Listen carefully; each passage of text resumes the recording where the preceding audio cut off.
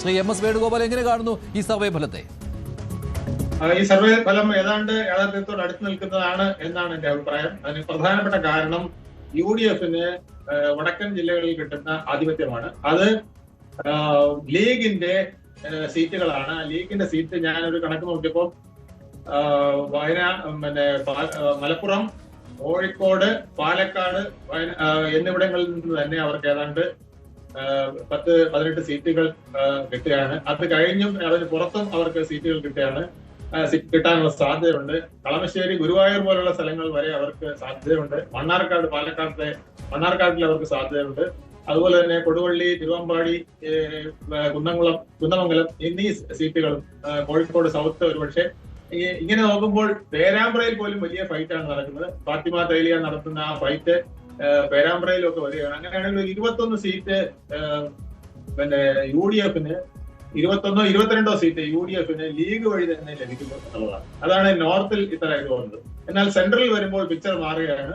സെൻട്രലിലും സൗത്തിലും കേരളത്തിൽ ഒരു 50ഓളം സീറ്റുകളിൽ BJP വളരെ നിർണായകമായി ഇത്തവണ വോട്ട് നേടാൻ പോവുകയാണ്.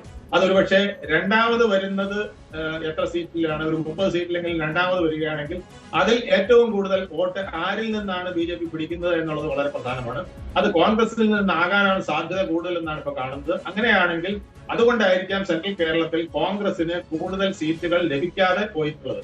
അതുതന്നെയാണ് സൗത്തിലും വന്നിട്ടുള്ളത്. സൗത്തിൽ നിങ്ങളുടെ സർവേയിൽ പറഞ്ഞിരിക്കുന്ന ഈ 13-15 തന്നെ ലഭിക്കുമോ എന്ന് ഇപ്പോഴത്തെ ഘട്ടത്തിൽ എനിക്ക് സംശയമുണ്ട്. കാരണം ഇവിടുത്തെ പല സ്ഥലങ്ങളിലും BJP പിടിക്കുന്ന വോട്ടുകൾ എത്ര എന്നതിനെ ആശ്രയിച്ചിരിക്കും.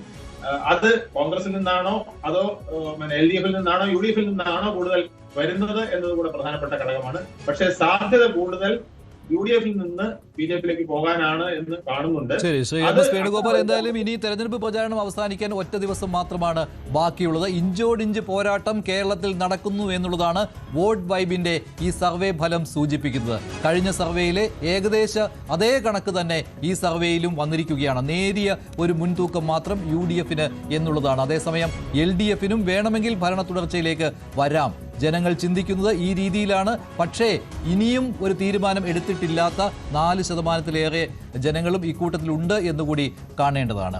വോട്ട് വൈബ് സർവേ ഫലം ഇവിടെ അവസാനിക്കുകയാണ്. നന്ദി.